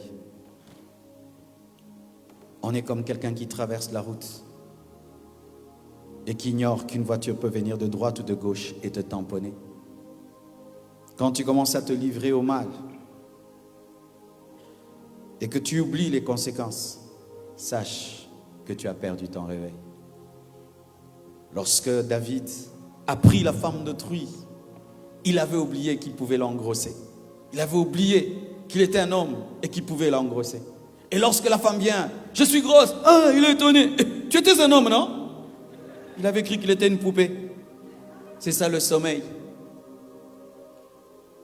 Et puis il dit, ok, je vais tuer son mari. Je vois tout. Oui. Quand on perd le réveil spirituel, on pêche en regardant à gauche, à droite. On oublie de regarder au ciel. Tu te caches devant qui? Devant Dieu? Dieu voit tout. Dieu voit tout. Rien n'est caché devant lui. Cette histoire nous enseigne encore ceci, que dans la nuit, des choses se passent. L'autre a attendu qu'elle dorme pour lui prendre son bébé. Quand elle était éveillée, elle ne pouvait pas. Il fallait qu'elle dorme. Et Satan, qui est l'ennemi, attend une chose, que tu dormes pour te voler ton onction, te voler ta joie, te voler ta famille, te voler ton couple, te voler ta santé. C'est pourquoi ne dors pas, veille sur ton enfant, Veille sur ton enfant. Ne perds jamais ton éveil spirituel. Et le diable ne te volera jamais ton travail. Ne te volera jamais ton onction. Parce que le diable est un faible qui attaque dans le sommeil. Le diable est un faible qui attaque dans le sommeil. Tant que tu seras éveillé, il pourra rôder et rôder. Il ne trouvera aucune porte. Je prie que Dieu te maintienne dans un niveau spirituel élevé, dans la sainteté, dans la foi, et que tu ne perdes jamais ta sainteté, ta consécration, et que celui qui rôde ne puisse jamais prendre ton enfant. Satan, tu n'auras pas mon enfant. Tu as tué ton enfant. Tu n'auras pas le mien. Le diable a tué son enfant. Il était un ange auprès de Dieu qui adorait Dieu, et Dieu l'a précipité à cause de l'orgueil. Et depuis, il est jaloux de tous ceux qui ont des enfants. Il est jaloux de ta communion avec Dieu. Il est jaloux de ton ministère. Il est jaloux de ta famille. C'est pourquoi il veut prendre ton enfant, parce qu'il est jaloux. Le jaloux opère dans le sommeil. Satan est jaloux de toi. Quand tu adores, il est jaloux. Parce que lui, c'était Lucifer. Dieu l'a chassé. Et il est venu nous prendre notre enfant. Comme cette femme qui avait perdu son enfant. Des fois tu te dis, mais pourquoi le diable m'attaque tout le temps? Il est jaloux de toi. Quand tu adores, il se souvient, je fus adorateur. Quand tu sers Dieu, dit, je fus serviteur. Je dois lui prendre son enfant. Lorsque Dieu a donné la domination à Adam et Ève, il est venu prendre leur domination. Quand tu es heureux, il y a quelqu'un qui est jaloux. Satan. Quand tu es avec ta femme et tu l'aimes, il est jaloux. Quand tes affaires vont bien, il est jaloux. Quand tu es en bonne santé, il est jaloux. Quand tu aimes Dieu, il est jaloux. Quand tu sers Dieu, il est jaloux. C'est pourquoi il aime faire tomber les hommes de Dieu. Faire tomber les hommes de Dieu. Pourquoi? Parce que lui aussi a été serviteur de Dieu. Il aimerait que tous nous puissions rater Jésus. Comme la deuxième prostituée a dit, coupez en deux, qu'on rate. Comme j'irai en enfer, j'irai avec vous en enfer. Comme mon enfant est mort, le tien aussi mourra. C'est ça la jalousie du diable. L'enfer n'a pas été créé pour l'homme. L'enfer était créé pour Lucifer et les démons. Mais il a décidé une chose. Je n'irai pas seul. J'irai avec l'image de Dieu en enfer. Comme moi tu m'as jeté en enfer, j'irai avec ton image. L'homme va m'accompagner. Nous allons en enfer parce que nous avons cru en celui qui a été condamné à aller en enfer. Mais Dieu n'a pas créé l'enfer pour l'homme. Il y a quelqu'un qui est jaloux de toi. Ma sœur, tu es une femme vierge. Satan est jaloux de toi. Parce qu'il connaît c'est quoi la sainteté. C'est pourquoi dans l'occultisme, parmi les pactes qu'on demande aux satanistes, c'est de prendre la virginité d'une femme. Parce que Satan aime désacraliser tout ce qui est sacré. Quand tu es un homme fidèle à ta femme et tu dis 16 ans de mariage, 20 ans de mariage, il est jaloux, il dit je vais détruire ce couple. Quand tu dis 25 ans de ministère, je vais détruire ce ministère. Quand tu dis ça c'est mon meilleur ami, je vais détruire cette amitié. Et comment faire? Il ne faut jamais dormir. Votre ennemi, Satan, rôde comme un lion.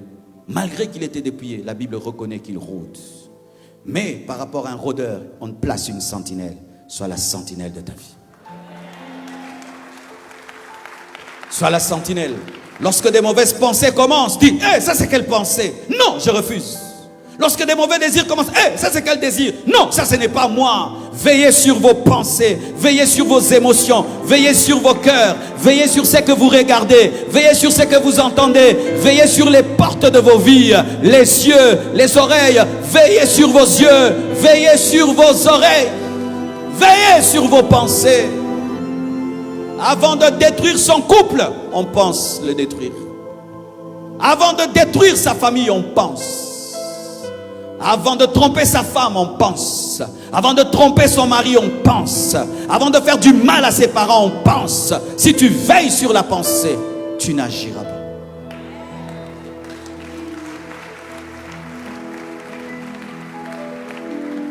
Dis à ton voisin, Satan est jaloux de toi.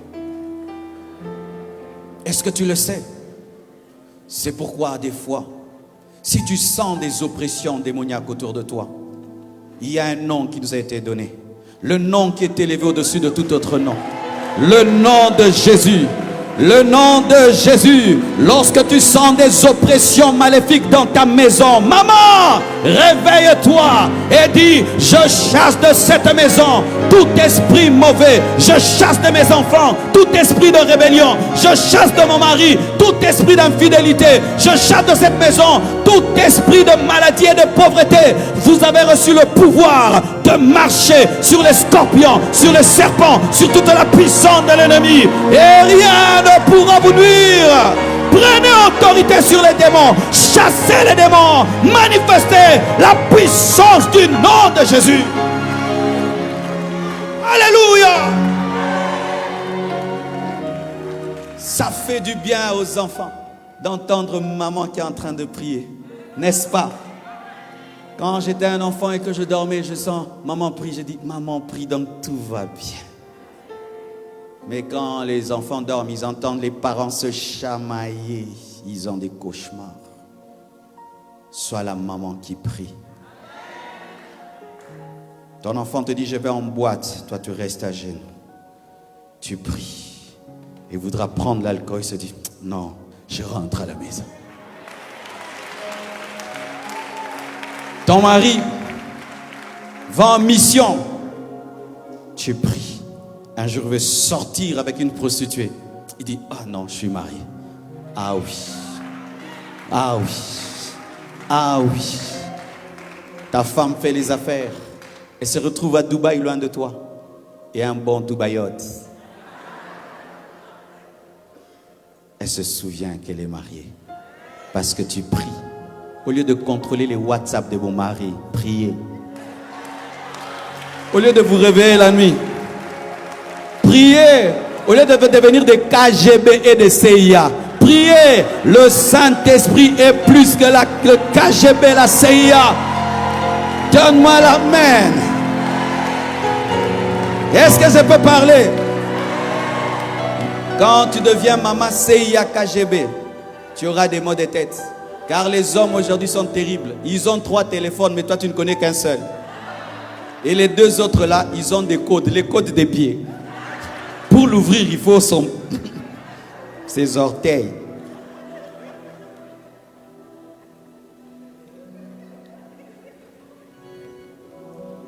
Mais c'est terrible, aujourd'hui il y a des femmes, le mari dort. Et s'il a mis l'œil, elle prend le téléphone et puis lui ouvre l'œil pendant qu'il dort.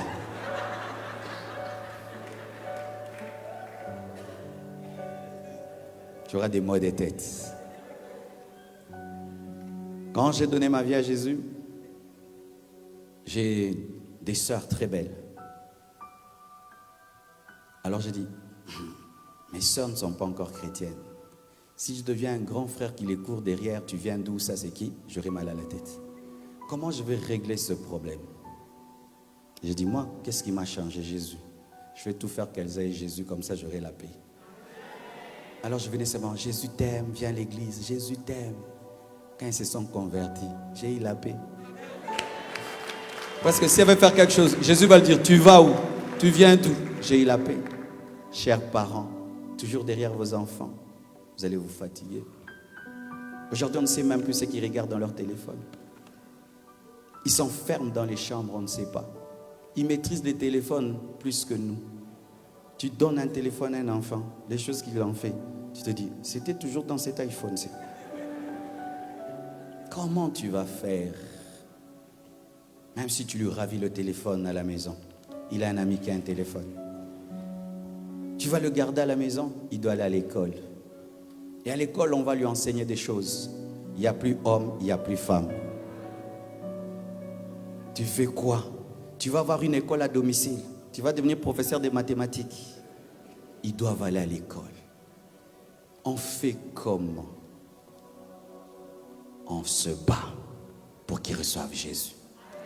Et lorsqu'il va à l'école, même si le professeur enseigne des choses, il dit, professeur, toi tu le dis, mais moi la Bible me dit.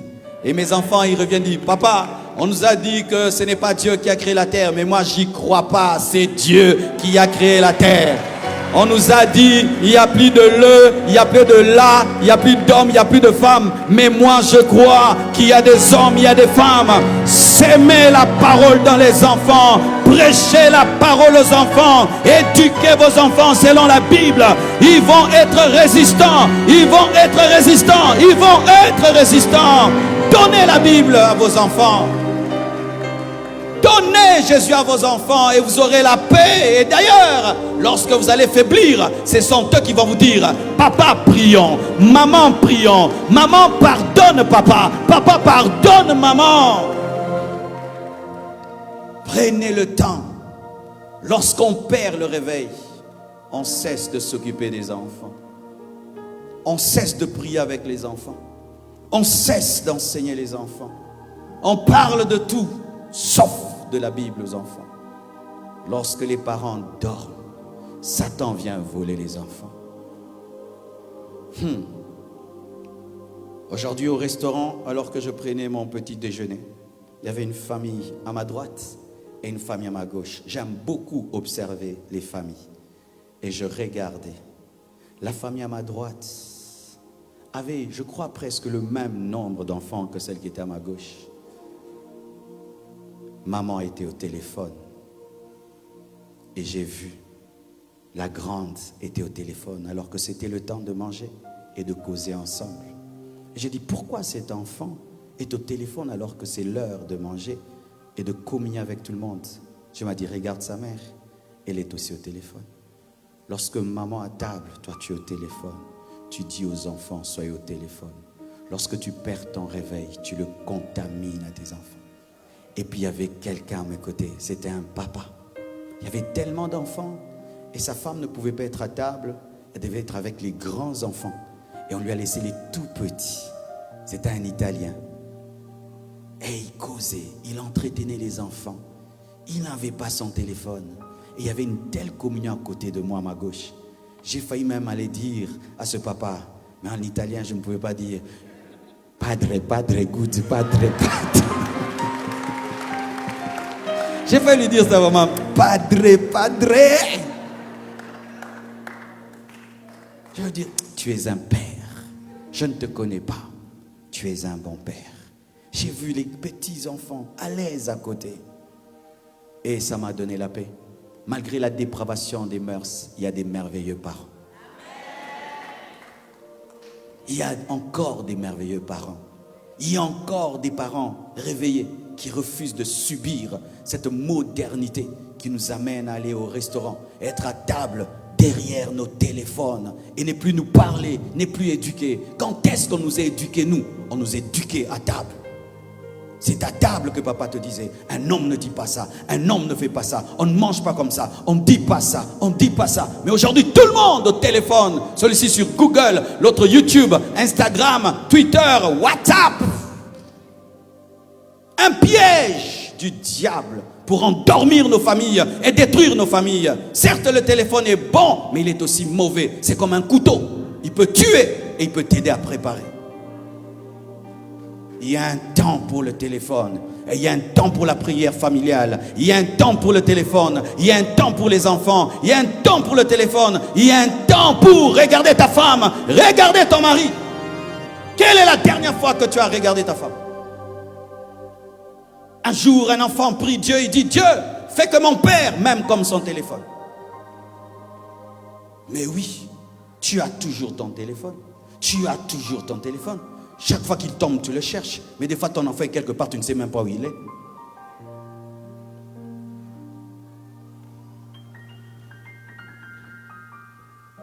Oh, moderne, fais très attention. Le piège du diable contre toi est très grand et très subtil. Satan peut entrer dans ta maison et tu ne sais pas. Et tu commences à dire, les enfants ne m'aiment pas. Est-ce que tu leur donnes du temps? Je ne sais même plus ce qu'ils pensent. Est-ce que tu leur donnes du temps? Et bizarrement, ceux qui nous ont vendu les téléphones ont fait comme ceux qui vendent la cigarette.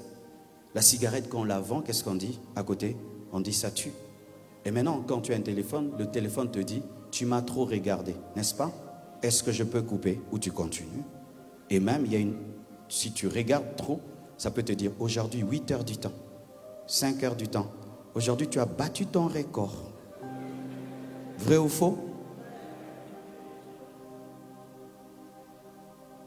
Tous ont commencé à avoir des lunettes. Le téléphone. C'est pourquoi j'ai décidé de commencer à déposer ça. Je prêche, je lis avec, mais je dépose. On sera tous des binoclars. Nos dos commencent à se courber. Mais oui, regardez. Dieu nous a donné une colonne vertébrale droite. Dieu ne nous a pas donné une colonne vertébrale qui tout le temps regarde comme ça. Nous sommes tout le temps comme ça. Et dans notre vieillesse, nous serons comment?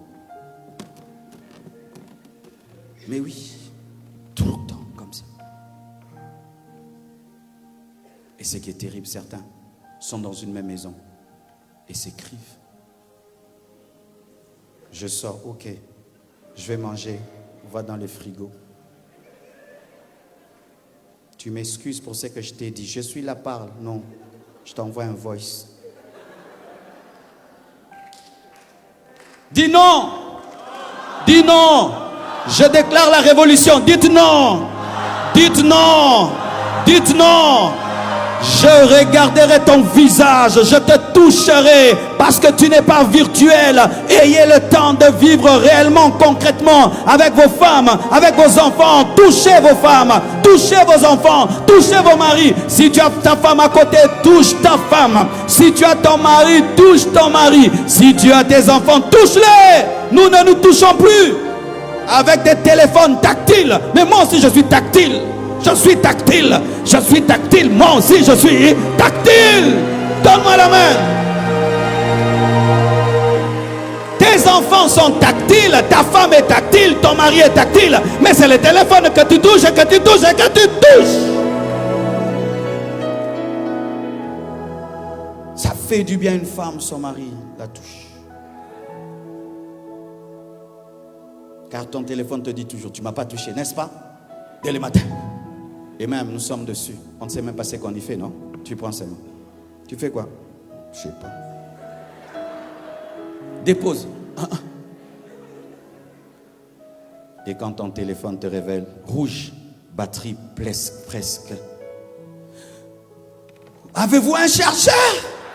Un chargeur? Un chargeur? Pourquoi?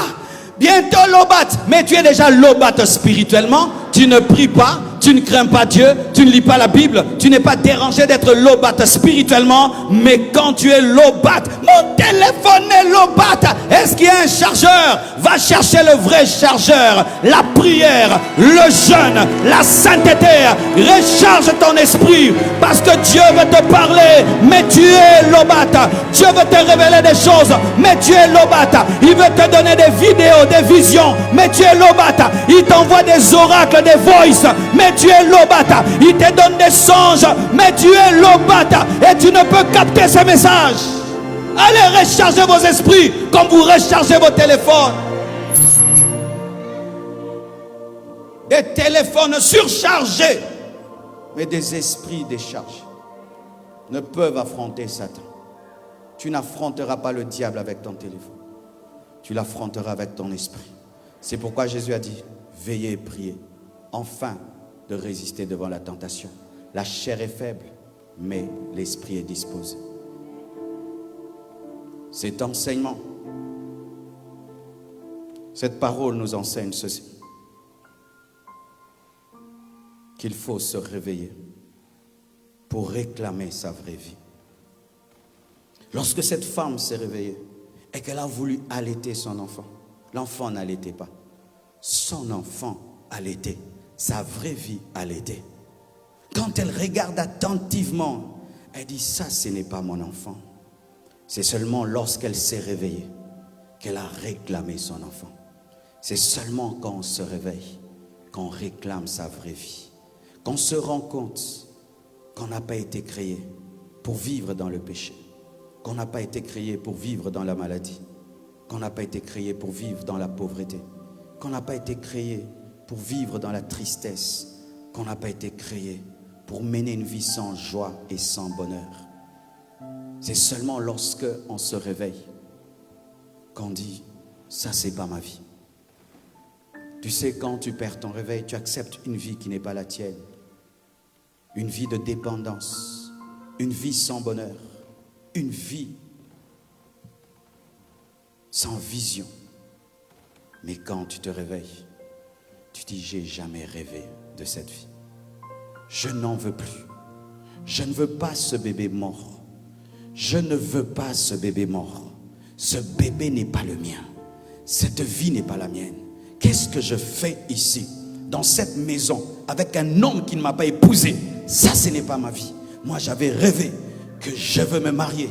Je n'ai pas rêvé d'habiter avec un homme sans être marié. J'arrange cela. Je rêvais de finir mes études. Pourquoi je m'arrête? Je veux finir ces études. J'avais rêvé d'être un vrai chrétien. Comment aujourd'hui je me retrouve étant un faux chrétien hypocrite? Je refuse cette vie. Sans réveil, tu vas accepter une famille qui n'est pas ta famille.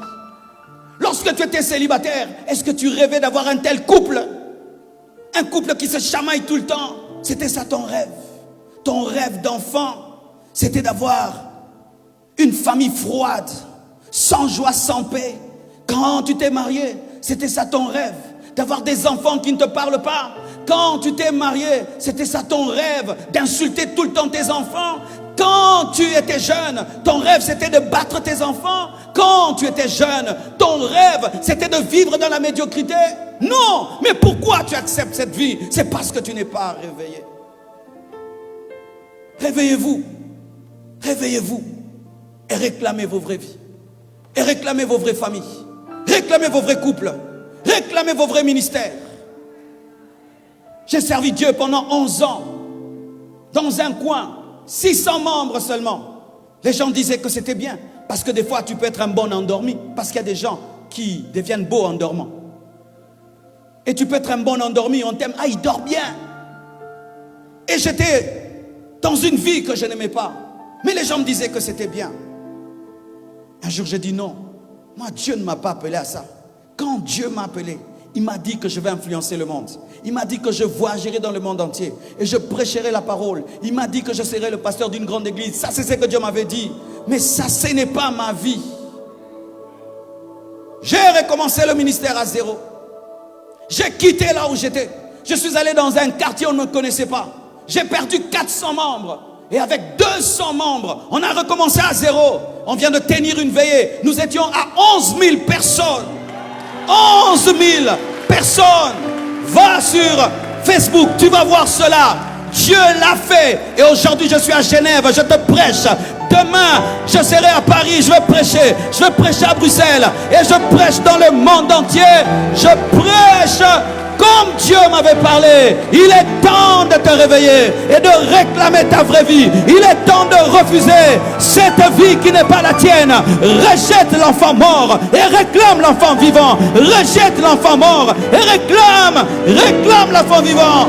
Il est temps de te rebeller. Il est temps de te rebeller, d'appeler ta femme et de dire à ta femme: je n'ai jamais rêvé de ça. Qu'est-ce que nous sommes en train de faire? D'appeler ton mari et lui dire: je n'avais jamais rêvé de ça. Ça, c'est un cauchemar. Je n'ai jamais rêvé de ça. Il est temps de dire à Dieu: non, je ne veux pas de ça. Il est écrit dans ta parole que j'ai vaincu le diable. Il est écrit dans ta parole que tu es venu afin que j'aie la vie et que je l'ai en abondance.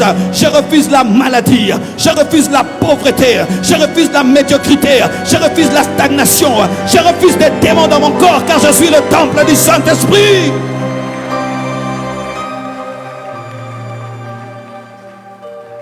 Il y a des choses qui sont à toi, mais tant que tu ne les réclames pas, elles ne seront pas tiennes. Combien de nations ont dû réclamer l'indépendance? Elles ont pris l'indépendance. On ne leur a pas donné l'indépendance. Combien d'hommes et de femmes sont devenus grands, mais ce n'est pas venu vers eux. Alors elle a dit: ici dans la maison, je ne veux pas avoir mon enfant. Je vais amener ce problème auprès de Salomon. Et ici, il y a plus que Salomon. Il y a Jésus-Christ de Nazareth. Le chemin, la vérité et la vie. Jésus est plus que Salomon. Jésus est plus que Salomon. Si Salomon a rendu à cette femme son enfant, Jésus te rendra. Et il va te rendre au centuple. Il te restaurera ta famille, ton ministère, ta santé, ta vie. Va auprès de Jésus. Va auprès de Jésus. Il est plus que Salomon. Va auprès de Jésus. Amène-toi auprès de Jésus. Alléluia. Donne-moi l'amen. En soi, je prêche comme ça, c'est pour vous dire au revoir. Alléluia. L'autre femme était forte à la maison, mais devant Salomon, elle n'était pas forte. Le diable est fort quand tu es seul, mais quand tu ajoutes dans l'équation Jésus, il ne peut rien, car il était dépouillé, il était vaincu. Invite Jésus dans ta vie. Invite Jésus dans ton problème. Invite Jésus dans ton combat. Invite Jésus dans ta guerre. Invite Jésus dans ta maison, dans ta famille, dans tes affaires, dans tes études. Et dis, Seigneur, rends-moi mon intelligence. J'ai grandi, j'étais intelligent. Maintenant, j'oublie tout. J'étudie, j'oublie. Ça, ce n'est pas moi. Moi, je suis appelé à distinguer. Je suis appelé à distinguer. Je suis appelé à devenir un grand mathématicien. Arrêtez d'oublier ce que Dieu vous a dit.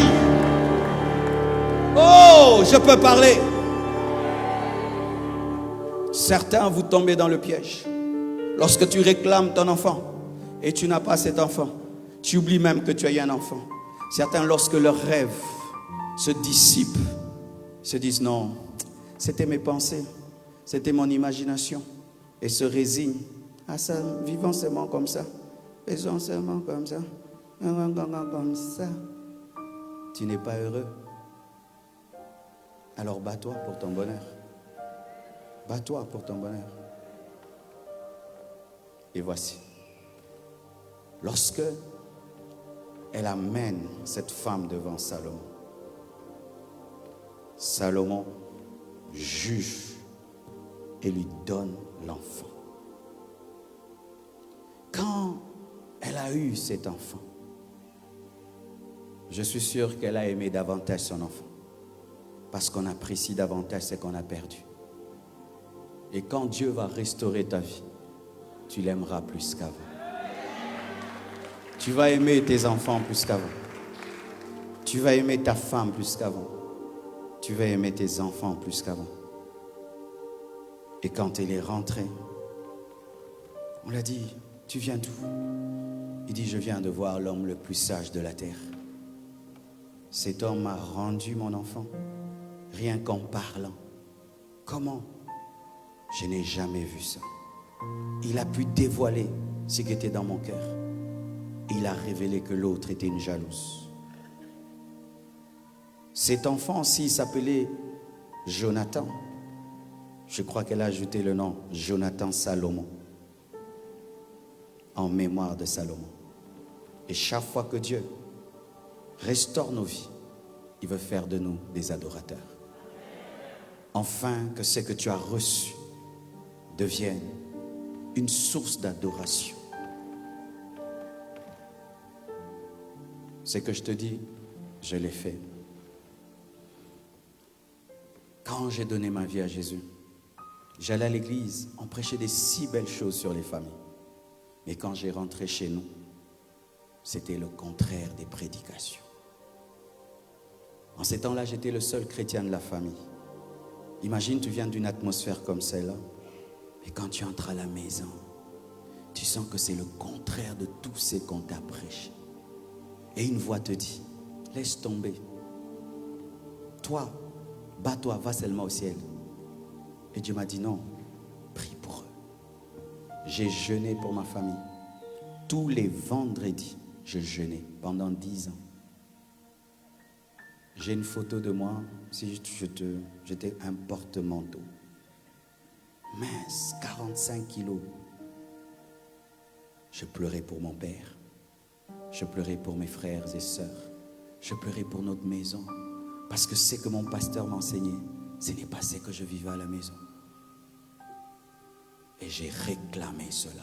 J'ai refusé la situation, j'ai refusé. Les démons m'attaquaient. Des fois, ça venait de tous côtés. Mais un jour, Louison s'est converti. Fifi s'est converti. Bibi s'est converti. Olivier s'est converti. Annette s'est convertie. Sarah s'est convertie. Maman s'est convertie. Papa s'est converti.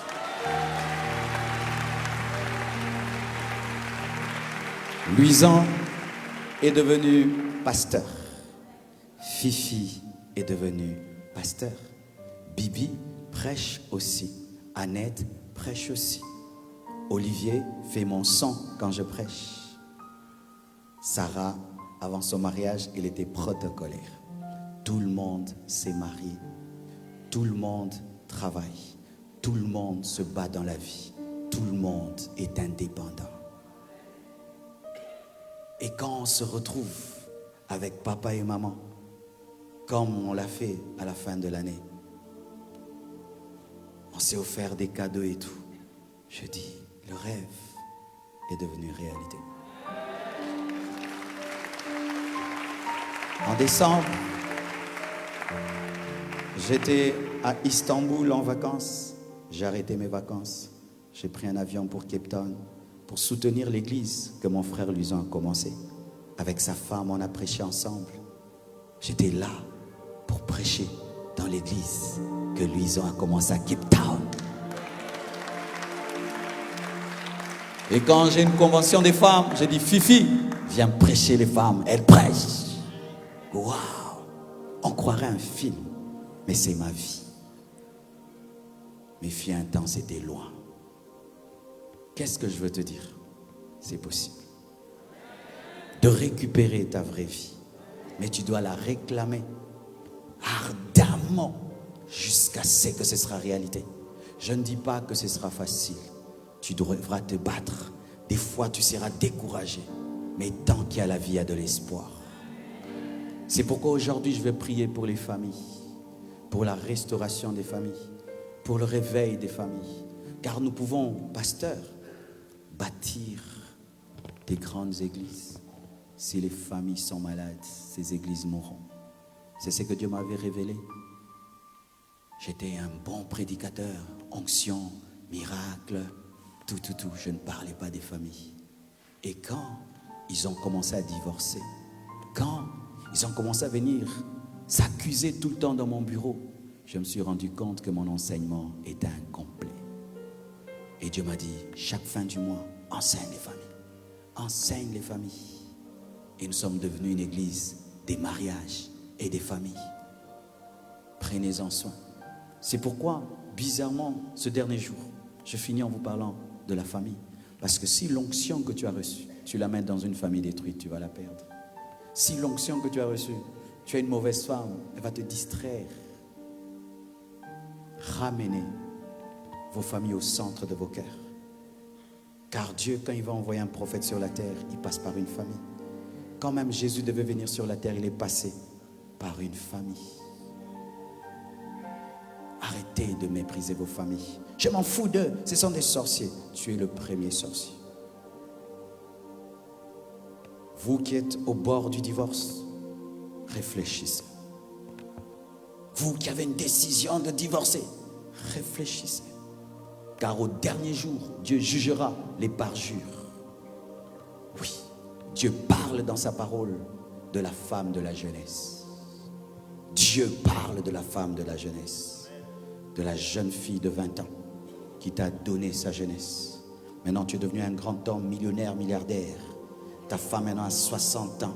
Tu vas chercher une jeunette parce que ta femme n'est plus belle, mais c'est toi qui lui as pris sa beauté. C'est toi qui lui as pris sa beauté. Et maintenant, tu vas la jeter comme des vieilles chaussettes. Mais toi-même, tu es devenu une vieille chaussette. Souvent, les hommes oublient qu'eux aussi vieillissent. J'ai une barbe blanche aujourd'hui. Donc, moi aussi, j'ai vieilli. Donc, le beau garçon que Blanche avait trouvé, j'ai changé. Elle fait avec. Moi aussi, j'ai fait avec.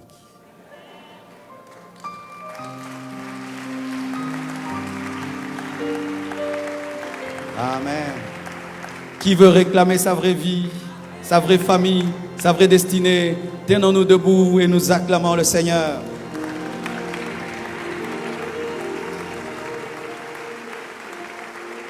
Waouh, j'ai débordé. Hein? J'ai trop parlé ce matin.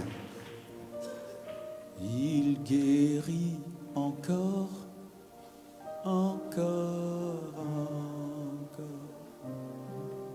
Il guérit encore, encore, encore. Il guérit encore, encore. Le temps des miracles. Tous ceux qui sont venus en famille, venez devant s'il vous plaît.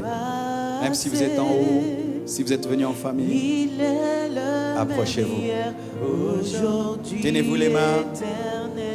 Tiens la main de ton frère, de ta femme, de ton mari, de tes enfants.